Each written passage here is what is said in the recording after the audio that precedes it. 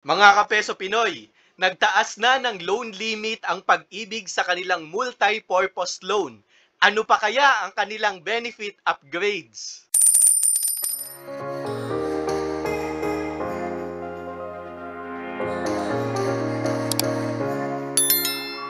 Currently, mga kapeso, 80% ng total regular savings natin ang pwede nating utangin.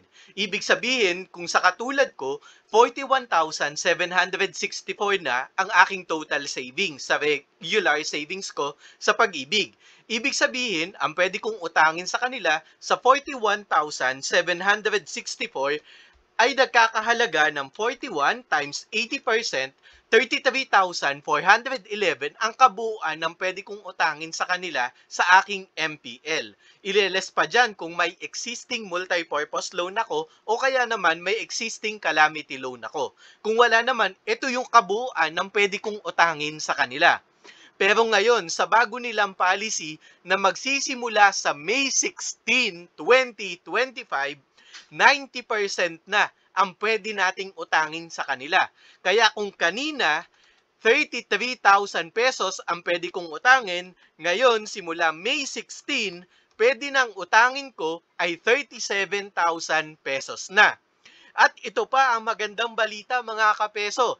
Kung dati, bago ka makautang sa iyong MPL, dapat 24 months ka nang nakakapaghulog sa iyong regular savings account. Ibig sabihin, dapat ang total number of contribution mo ay 2 years o kaya naman ay 24 months. Pero ngayon, binago na rin nila yan. In 1 year na total contribution mo, pwede ka na ring mag-loan sa Pag-ibig. Ibig sabihin, 12 months na lamang ang requirement nila.